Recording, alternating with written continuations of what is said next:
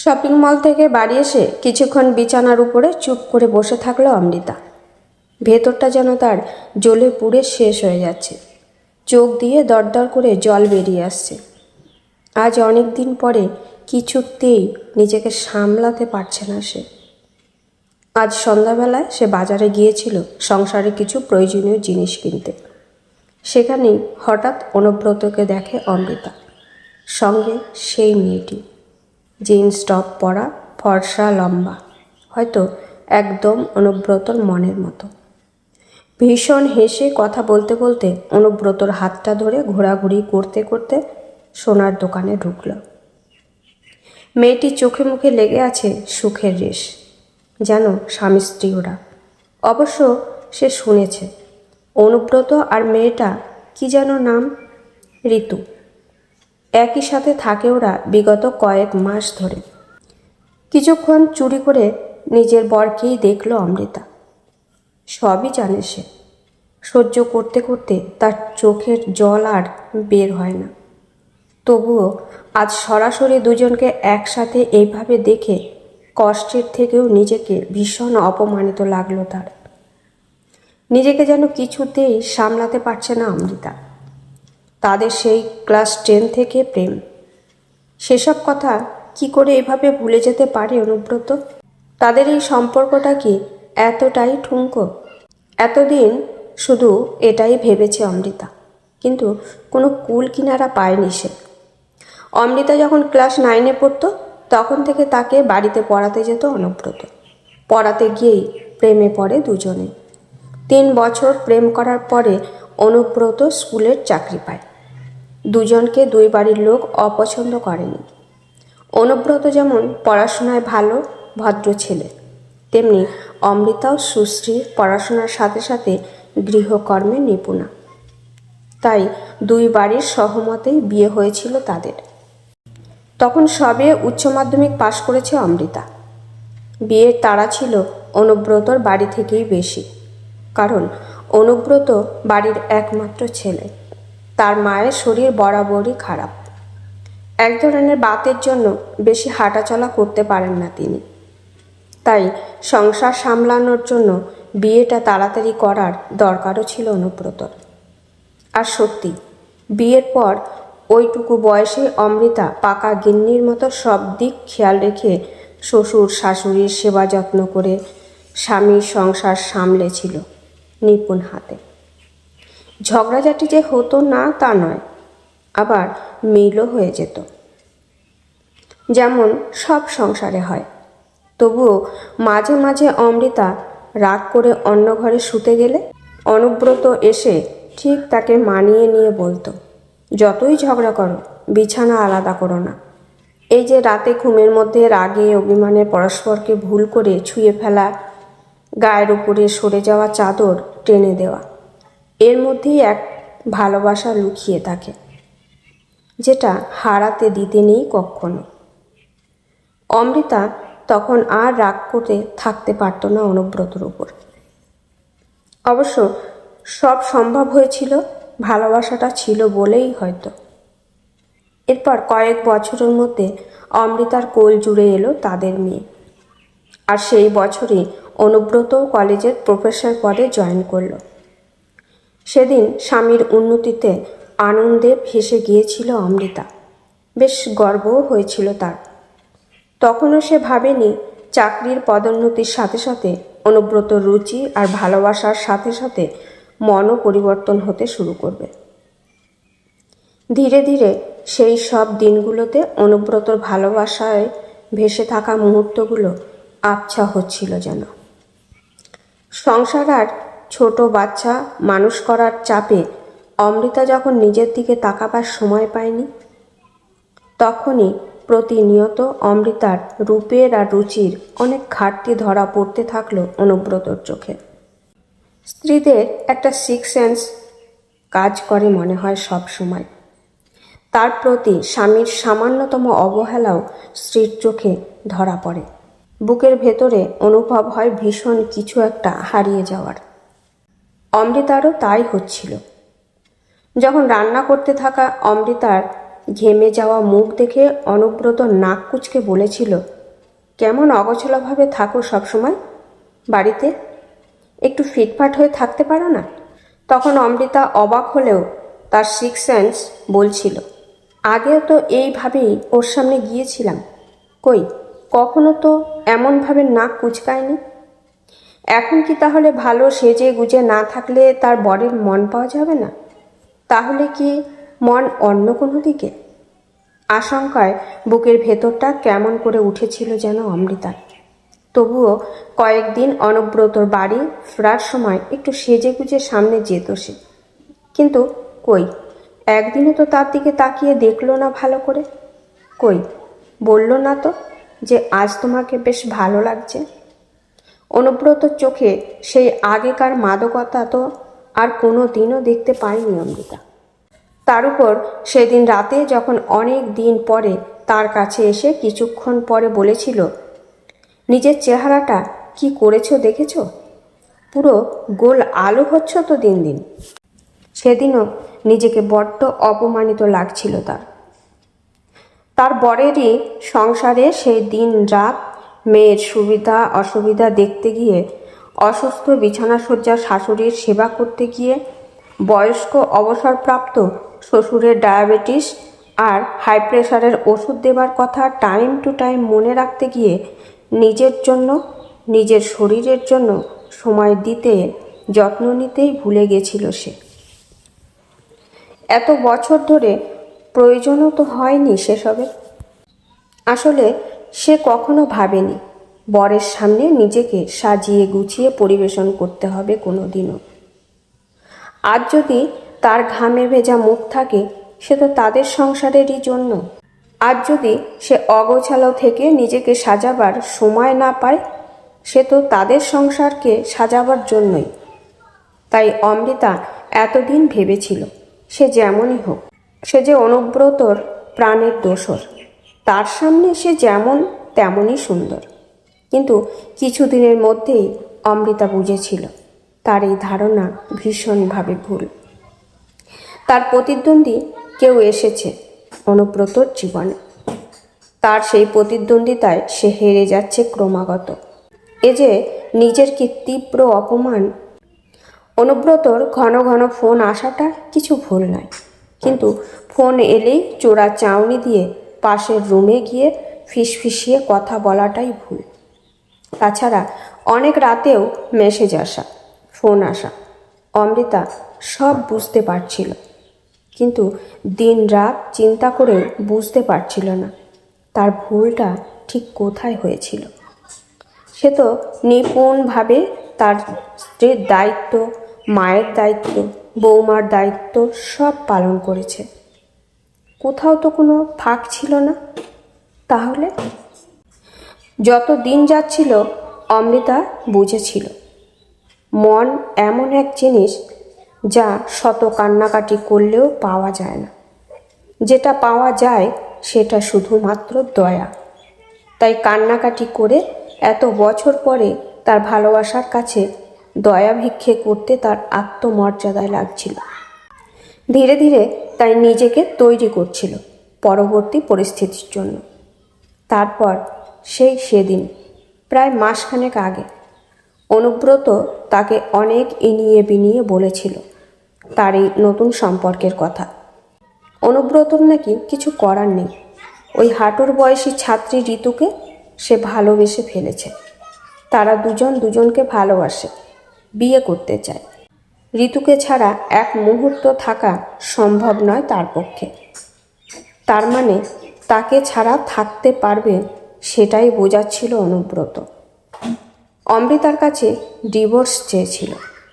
অমৃতা চুপ করেছিল একদম, কোনো সাড়া করতে ইচ্ছে করেনি তার। ডিভোর্স চাইছে অনুব্রত। তাদের ভালোবাসা, তাদের যে সমস্ত স্মৃতি, কিছুই কি মনে পড়ে না তার? বুকের ভেতরে যে অসীম কষ্ট, সেটা কি আজ তার সামনে এই চিরপরিচিত মানুষটার কাছে বলার মতো পরিস্থিতি আছে? আজ অনুব্রতকে বড্ড দূরের, বড্ড অপরিচিত লাগছিল যেন, যাকে আর কোনোভাবেই নিজের মনের কষ্টের কথা বলা যায় না, দেখানো যায় না। হয়তো তার উচিত ছিল চিৎকার করে কাঁদার, কিন্তু পারেনি সে।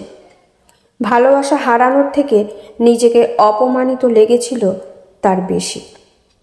আজ 3 বছরের প্রেম আর দীর্ঘ 12 বছরের বিবাহিত জীবনের বিশ্বাস আস্থা হেরে গিয়ে মুখ থুবড়ে পড়েছিল যেন। কোনো কথা বলতে পারেনি অমৃতা। শুধু সেদিন রাতে শাশুড়ির পাশের ঘরে এসে শুয়ে শুয়ে নিঃশব্দে কেঁদেছিল অনেকক্ষণ। আর প্রতি মুহূর্তে তার সব নির্বোধ মন অপেক্ষা করছিল অনুব্রতর। কিন্তু অনুব্রত আসেনি অমৃতাকে ডেকে কাছে নিয়ে যাবার জন্য। হয়তো তার এই ভালোবাসার প্রয়োজন ছিল না আর। পরের দিন অমৃতার শাশুড়ি তার মুখ দেখে তাকে জিজ্ঞেস করতেই অমৃতা আর নিজেকে আটকাতে পারেনি। বাঁধ ভাঙা কান্নায় ভেঙে পড়েছিল শাশুড়ির কাছে। শাশুড়ি চুপ করে গিয়েছিল কিংকর্তব্য বিমূঢ় হয়ে। শুধু এইটুকু বলেছিল, কিছু মেয়ে থাকে নিজেদের রূপে ক্ষণিকের জন্য সব কিছু তছনছ করে দেবার ক্ষমতা রাখে, কিন্তু ভালোবেসে নিজেকে সংসারের জন্য উজাড় করে দেবার ক্ষমতা সবার মধ্যে থাকা অত সহজ নয়। ওর এই ভুল একদিন ভাঙবেই বৌমা। যে রূপে সাময়িক আনন্দে থাকলেও শান্তি কখনোই পাবে না। শাশুড়ি হয়তো ঠিক বলেছে, কিন্তু অমৃতার মন কিছুতেই মানেনি। সে ভেবেছিল একবার তছনছ হয়ে গেলে সে কি আর জোড়া লাগে? যেটুকু লাগে সেটুকু তো লোক দেখানো মাত্র। সন্ধ্যাবেলায় অনুব্রত কলেজ থেকে বাড়ি ফিরতে তাকে তার শ্বশুর ভীষণ ক্ষোভের সাথে জানিয়ে দেন, বৌমা ডিভোর্স দেবে না। তার ইচ্ছে হলে সে এই বাড়ি থেকে বের হয়ে যেতে পারে। অনুব্রত এটা আশা করেনি বোধহয়। হিসহিস করে বলেছিল, তাহলে থাক ওর সংসার নিয়ে, আমিও আর থাকতে চাই না এই বাড়িতে এমনিতেও। বলেই সুটকেস গুছিয়ে বের হয়ে গিয়েছিল তক্ষুনি। একবারও নিজের অসুস্থ মা বাবা ছোট সন্তানের দিকে ফিরেও তাকায়নি। অমৃতা তো দূরের কথা, তবে ইদানিং সে খেয়াল করেছে শাশুড়ির কাছে যে ফোন থাকে তাতে ফোন করে অনুব্রত মায়ের খবর নেয়, তাদের মেয়ের খোঁজ করে। মেয়ের স্কুলে ছুটির পরে নাকি মাঝে মাঝে চকলেট গিফট নিয়ে দেখা করে আসে। বছর 9-এর মেয়ের এখনও এত কিছু বোঝার বয়স হয়নি। বাড়ি এসে খুশি মনে সব খবর বলে মা ঠাম্মিকে। মেয়ে জানে বাবা কাজের জন্য বাইরে আছে এখন। অমৃতা মেয়ের সামনে কোনো প্রতিক্রিয়াও দেখায় না, কিন্তু ভিতরে ভিতরে ভীষণ কষ্টের সাথে একটা ক্ষোভ জমতে থাকে তার। শাশুড়ির কাছে একদিন কথায় কথায় জেনে নিয়েছে মেয়েটিকে নিয়ে একটা ফ্ল্যাট ভাড়া করে থাকে ঢাকুরিয়াতে। ঠিকানাটা জেনে রেখেছিল সে। বলা যায় না, দরকার পড়লেও পড়তে পারে। মেয়েটির বাপের বাড়িতেও মেয়েটির এই সম্পর্কের জন্য ঝামেলা হচ্ছে, কিন্তু সাবালিকা মেয়েকে তারা কন্ট্রোল করতে পারছে না। আজ 1 মাস সে এই বাড়িমুখো হয়নি। না আছে বাবা মায়ের প্রতি দায়িত্ববোধ, না আছে মেয়ের প্রতি দায়িত্ববোধ। শুধু টাকা পাঠিয়ে তার সব দায়িত্ব শেষ। অমৃতা খুব আফসোস করে আজকাল পড়াশোনাটা কমপ্লিট করেনি বলে। এখন সে যেন বড্ড নিরুপায়। মেয়ের হাত ধরে কোথাও যাওয়ার পথ নেই তার। বাপের বাড়িতে গেলে হয়তো ভাই তাকে ফেলবে না, কিন্তু মেয়ে নিয়ে ভাইয়ের গলগ্রহ হতে চায় না সে। এ বাড়ির ওপরে তার মেয়ের অধিকার আছে, তাই দাঁতে দাঁত চেপে সহ্য করে যাচ্ছিল সব। কারণ নিজের তো যা হবার তা হয়ে গেছে, কিন্তু মেয়ের ভবিষ্যৎ এইভাবে নষ্ট করার অধিকার তার নেই। তাছাড়া এই অসুস্থ মানুষ দুজন যে তার উপরে বড্ড নির্ভরশীল। ও যে এক পাও যে তাকে ছাড়া চলতে পারে না তারা। এই দায়িত্ব সে কিভাবে এড়াবে? তাই তার আর কোথাও যাওয়া হয়ে ওঠে না। কিন্তু আজ বাজার থেকে ফিরে অপমানে বিধ্বস্ত অমৃতার বুকে যেন আগুন জ্বলছে। এদিকে রাত 8টা বাজতে চলল। সে খেয়ালও নেই তার। রুটি করতে হবে শ্বশুরের জন্য, তার ডায়াবেটিস আছে। তাছাড়া বাড়ির অন্যান্য সদস্যদের জন্য ভাত আর তরকারি। 10টার মধ্যে শ্বশুরের ওষুধ ঠিকঠাক করে কাছে দেওয়া। আর শাশুড়ি আজ বছর 6 হলো প্রায় বিছানা শয্যা। সবই তাকে ধরে ধরে করিয়ে দিতে হয়। ইদানিং তাকে প্রায় খাইয়েও দিতে হচ্ছে। তারপর মেয়েকে খেতে দেওয়া। একটা দিনও তার কাজের এদিক ওদিক হবার জো নেই। কিন্তু আজ ওদের দুজনকে একসঙ্গে দেখে কেন জানি না ক্ষোভে দুঃখে নিজেকে পাগলের মতো লাগছে তার। বারবার তার মনে হচ্ছে অনুব্রতর সমস্ত ভালোবাসা, আবেগ, সুখ সব ওই মেয়েটির জন্য, আর তার জন্য শুধুমাত্র অনুব্রতর সংসারের দায়িত্ব, কর্তব্য। আর নয়, যথেষ্ট হয়েছে। অবশেষে একটা স্থির সিদ্ধান্ত নেয় অমৃতা। পরের দিন সকালেই সে বেরিয়ে পড়ে 10টার আগে। অনুব্রতর কলেজ যাবার আগে গিয়ে অনুব্রতর ফ্ল্যাটে কলিং বেল টেপে। অনুব্রত দরজা খুলে জাত পরনায় অবাক হয়ে যায়। তার হাতে খুন্তি দেখে হকচকিয়ে যায় অমৃতাও। রান্না করছে অনুব্রত? বাড়িতে তো 1 গ্লাস জল গড়িয়েও খেত না। অনুব্রত অপ্রস্তুত হয়ে পড়ে মুহূর্তে। অমৃতা খুব স্বাভাবিকভাবে হালকা হেসে বলল, ভিতরে আসতে পারি? একটা দরকারে এসেছিলাম। দরকারটা ভীষণ জরুরি। অনুব্রত ঘরের ভিতরটা দেখে নিয়ে একটু সংকোচের সাথে বলল, ভেতরে এসো। আমি একটু আসছি বলে মনে হয় দৌড়ে গেল রান্নাঘরের দিকে। ফ্ল্যাটের ভিতরে ঢুকে এদিক ওদিক দেখল অমৃতা। চারিদিক অগোছালো, কেমন যেন সৃষ্টি ছাড়া। আসলে কেউ কেউ সংসার গোছাতে গিয়ে নিজেকে গুছিয়ে উঠতে পারে না, আর কেউ কেউ নিজেকে গোছাতে গিয়ে সংসার গুছিয়ে ওঠার সময় পায় না। অথচ অনুব্রতই এমন অগোছালো ব্যাপারটা মোটেই পছন্দ করত না। এমন সময় মোহময়ী ভঙ্গিতে আর মোড় ভাঙতে ভাঙতে বেরিয়ে এসে নাক টেনে বেশ ঝাঁজের সঙ্গে, কি পোড়ালে আবার? বলেই অমৃতাকে দেখে থমকে গেল ঋতু। অমৃতা মেয়েটির ভঙ্গি দেখে ভাবল, এই মোহময়ী ভঙ্গি আর ঝাঁ চকচকে মুখের জন্য অনুব্রত তাকে ছেড়ে এসে মেয়েটাকে 9টা পর্যন্ত ঘুমোতে দিয়ে নিজেই ঘেমে নিয়ে রান্নায় ব্যস্ত। এখন একটু হাসি পেল তার। কালকে সেই বুকের জ্বালাটা আজ আর নেই যেন। তাকে হাসতে দেখে অনুব্রত এবারে ভীষণ অবাক দৃষ্টি নিয়ে তাকালো অমৃতার দিকে। সে ভেবেছিল হয়তো তাকে ফিরিয়ে নিয়ে যাবার জন্য কাতর অনুনয় বিনয় করতে এসেছে অমৃতা। কিন্তু অমৃতার মুখে একটুও দুঃখ কষ্টের রেশ দেখতে পেল না সে। অমৃতা বলল, যাক, যেটা বলতে এসেছিলাম সেটা হলো, মায়ের কাছে শুনেছি তোমরা নাকি এই ভাড়া করা ফ্ল্যাটে স্বামী স্ত্রীর মতোই থাকো। অনুব্রত একটু অপ্রস্তুতভাবে শুধু বলল, অমৃতা আবার বলল, ডিভোর্স চেয়েছিলে আমার কাছে।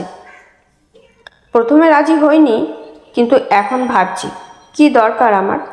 বেকার বেকার আমি ওই বাড়িতে তোমার অসুস্থ মা বাবাকে, তোমার মেয়েকে সামলাচ্ছি। কি দায়। ডিভোর্স পেপার পাঠিয়ে দিও, আমি সই করে দেব। আর সেই জন্যই আগামীকালও বাড়ি ছেড়ে চলে যাচ্ছি আমি। তুমি তোমার বাড়িতে যাও, শুধু শুধু এখানে থেকো না এখন থেকে, তাহলে সব দায়িত্ব তোমার আর ওনার। বলে ঋতুর দিকে তাকালো সে। কি বলছেন আপনি? দায়িত্ব? আপনি ডিভোর্স দেবেন ভালো কথা, কিন্তু ওসব কারো দায়িত্ব ফায়িত্ব আমি নিতে পারবো না। অনুব্রত ঋতুর দিকে অবাক হয়ে তাকিয়ে বলল, কিন্তু ও যখন রাজি হয়েছে তখন তোমাকে তো ওখানেই থাকতে হবে। এইভাবে আর কতদিন চলবে? আর তাছাড়া আমার বাড়ির সমস্ত দায়িত্ব, আমার বাবা মার দায়িত্ব, এসব এখন তোমাকেই তো নিতে হবে। ঋতু জাত পরনায় রেগে গিয়ে অনুব্রতর দিকে তাকিয়ে ভুরু কুঁচকে বলল, ও, মা বাবার পটি পরিষ্কার করানো, তাকে খাওয়ানো, তোমার দিমাগি বাবাকে সময় মতো ওষুধ গুছিয়ে দেওয়া, তার উপরে অত বড় ধেড়ে মেয়ের দায়িত্ব নেওয়া, এইসব করে আমি আমার নিজের সব শখ আহ্লাদ বিসর্জন দেবো ভেবেছ? কখনো নয়। আমাকে তোমার বোকা বউ পাওনি বলেই মুখ বেঁকিয়ে চলে গেল ঘরের মধ্যে। গিয়েই রাগের চোটে জলের বোতলটা ছুঁড়ে ফেললো বাইরের। বোতলটা এসে লাগলো অনুব্রতর পায়ে। অনুব্রত নিজেকে সামলে নিয়ে আর কথা বাড়াতে চাইল না। অমৃতার সামনে এমন পরিস্থিতিতে পড়বে কখনো কল্পনাও করেনি সে। চুপ করে অপ্রস্তুত হয়ে মাথা নিচু করে বসে রইল সোফায়। অমৃতা খুব অপ্রস্তুত ভাব করে উঠে মিষ্টি হেসে বলল, আমি আসি তাহলে, আজই ও বাড়িতে জানিয়ে দেব আমার বক্তব্য। অনুব্রত কেমন অসহায়ভাবে তাকিয়ে রইল কয়েক মুহূর্তে অমৃতার দিকে। তার চির পরিচিত অমৃতাকে আজ যেন বড্ড অচেনা মনে হচ্ছে। সেই দিনই সন্ধ্যাবেলায় সুটকেস নিয়ে বাড়ি ফিরে এসেছিল অনুব্রত। আজ দুপুরেই অমৃতা চলে আসার পরে ঋতু তার মায়ের কাছে ফিরে গেছে প্রবল ঝগড়া করে। কিছুতেই সে অনুব্রতর বাড়ির কারো দায়িত্ব নিতে পারবে না। বাড়ি ফিরে এদিকে ওদিকে তাকিয়ে অমৃতাকে আশেপাশে কোথাও দেখতে পেল না অনুব্রত। বুকটা যেন একটু কেঁপে উঠল তার। মায়ের দিকে করুণ ক্ষমা ভিক্ষার দৃষ্টিতে তাকাতে অনুব্রতর মা ছেলেকে বলল, বৌমার কাছে ক্ষমা পেলে তবেই আমি তোকে ক্ষমা করতে পারবো। যা, বৌমা তার ঘরে আছে। এমন সময় দরজার কাছ থেকে তার বাবা বিরক্ত স্বরে বললেন, তবে হ্যাঁ, এইটুকু মনে রাখিস, তুই যা অন্যায় করেছিস তাতে ক্ষমা না করার পুরো অধিকার বৌমার আছে। অনুব্রত মাথা নিচু করে মেনে নিল বাবার কথা। হ্যাঁ, সে অধিকার আছে অমৃতা। সে যে মোহর বশে অন্ধ হয়ে ভুল করেছিল, কিন্তু কিছু দিনের মধ্যে বুঝতে পারছিল ঋতুর সাহচর্যে সে কখনো শান্তি পাবে না। এটা তো সত্যি। এতদিন অমৃতা তার বাবা মা সংসারের দায়িত্ব নিয়েছিল বলেই সে নিশ্চিন্তে গা ভাসিয়েছিল অন্যায়ভাবে। আজ বুঝতে পারছে সে কি ভুল করেছে। ভীষণ অনুশোচনায় মাথা নিচু করে নিজের ঘরে গেল সে। সেখানে অমৃতা মেয়েকে পড়াতে বসেছিল। তাকে দেখে মনে হলো অমৃতা অবাক হয়নি একটু। মেয়ে খুব খুশি হয়ে দৌড়ে এসে বাবাকে জড়িয়ে ধরল। মেয়েকে বুকে নিয়ে আদর করল অনুব্রত। বাবা ফিরেছে এই ভীষণ খবর দিতেই মেয়ে দৌড়ে গেল ঠাম্মি দাদুর কাছে। অমৃতার কাছে গিয়ে তার হাত ধরে ক্ষমা চাইল অনুব্রত। অমৃতা গম্ভীর মুখে হাত সরিয়ে নিল। তার মন সায় দিচ্ছিল না যেন কিছুতেই। অমৃতাকে মুখ ঘুরিয়ে থাকতে দেখে নিরুপায় অনুব্রত অবশেষে অমৃতার পায়ের কাছে বসে পড়ে ক্ষমা চায় কাঁদতে কাঁদতে। অমৃতা ছিটকে কিছুটা সরে এসে অনুব্রতর হাতটা নিজের পা থেকে ছাড়িয়ে দৃঢ় গলায় বলল, শোনো, ক্ষমা চাইলেই ক্ষমা করা যায় না। কিছু কিছু অন্যায়ের কখনো ক্ষমা হয় না। অমৃতার এই দৃঢ়তা ভরা উত্তরে ঘাবড়ে যায় অনুব্রত। কাকুতি স্বরে বলে, জানি আমি অন্যায় করেছি, কিন্তু তা বলে কি ক্ষমা পাবো না কোনো দিনও? অনুব্রতর দিকে আগুন চোখে তাকিয়ে অমৃতা জিজ্ঞেস করেছিল, আমি যদি ওই একই ভুল করতাম, পারতে ক্ষমা করতে? অনুব্রত মাথা নিচু করে নিল। এই প্রশ্নের উত্তর তার জানা নেই। অমৃতা ফের বলেছিল, জানি না ভবিষ্যতে তোমাকে ক্ষমা করতে আমি পারবো কি না সেটা সময় সাপেক্ষ। তবে সংসার যখন করতেই হবে আমাকে, তখন আজ থেকে সংসারের দায়িত্ব ভাগ করে নেওয়াই ভালো। কেউ একা খেটে মরবে আর কেউ গায়ে হাওয়া লাগিয়ে বেড়াবে, তা আর চলবে না। অনেক বছর করলাম আমি, এবার তুমি এইসব দায়িত্ব নাও। দেখবে এদিক ওদিক মন যাবার আর সময় পাবে না। আজ থেকে তোমার বাবা মায়ের দায়িত্ব তোমার। আমি এ বাড়িতে থাকতে বাধ্য হয়েছি শুধু এর ভবিষ্যতের দিকে তাকিয়ে। অতএব এখন থেকে ও কিভাবে ভালো থাকবে সেটাই দেখব আমি। আর তাছাড়া আমি সেদিন দেখেছি তো, তুমি বেশ ভালোই রান্না করতে শিখেছ। কাল থেকে তুমি ভোরবেলা উঠে তোমার মায়ের প্রাতকৃত কাজ সারিয়ে কলেজ যাবার আগে পর্যন্ত রান্নার দায়িত্ব সবটাই তোমার। আর হ্যাঁ, রাত্রে রান্না আমি করলেও বাবাকে শোবার আগে ওষুধগুলো তুমিই দেবে এবার থেকে। অনুব্রত স্ত্রীর দৃষ্টিতে তাকিয়ে থাকলো অমৃতার দিকে। স্ত্রীর এমন কঠিন রূপের সন্ধান আগে সে কখনো পায়নি। অমৃতা ফের বলল, আর হ্যাঁ, আজ থেকে তুমি তোমার মায়ের পাশের ঘরটাতে থাকবে। আমি তোমার প্রয়োজনীয় জিনিস ওখানে দিয়ে এসেছি। অনুব্রত বিস্ময়কর দৃষ্টিতে তাকিয়ে বলল, আমাদের বিছানা আলাদা করে দিলে? অমৃতা তাচ্ছিল্যের সঙ্গে মৃদু হাসি দিয়ে বলেছিল, মন যেখানে একসঙ্গে নেই সেখানে বিছানা একসঙ্গে কি করে হবে? অনুব্রত মাথা নিচু করে নিল। কিছু বলতে পারল না সে। এই অমৃতাকে বড্ড অচেনা মনে হলো যেন তার। বুঝতে পারল এই কদিনে তার সেই পুরনো অমৃতাকে হারিয়ে ফেলেছে চিরতরে। অনুব্রত বিছানার উপরে বসে পড়ে মাথা নিচু করে মাথাটা দুহাত ধরে চরম হতাশায়। অমৃতা মেয়েকে পড়াতে বসাবার অজুহাতে তাকে ডাকতে সেখান থেকে দ্রুত চলে আসলো, কারণ অমৃতা আর থাকতে পারছিল না। এতদিন পরে নিজের ভেতরের সমস্ত অপমান, রাগ, ক্ষোভ যেন ঠেলে বেরিয়ে আসতে চাইছে তার কান্না হয়ে। অনুব্রতর সামনে কেঁদে ফেলে আর নিজের কষ্ট বোঝাতে চায় না, কিন্তু অমৃতারা তো ক্ষমা করতে বাধ্য, কারণ তারা যে সংসার করতে চায়, তাদের যে যাওয়ার পথ আর নেই। তাই মনের ভিতরে ভীষণভাবে চির ধরলেও সংসারের কল্যাণের জন্য সন্তানের কথা চিন্তা করে সব কিছু মানিয়ে নিতেই হয় বাইরের থেকে। তাই তার চোখে জল চলে এসেছিল আবার নতুন করে নিজের মনের সাথে যুদ্ধ করে মানিয়ে নিয়ে পুনরায় সংসার করার কষ্টে। এছাড়া যে আর তার গতি নেই অমৃতাদের।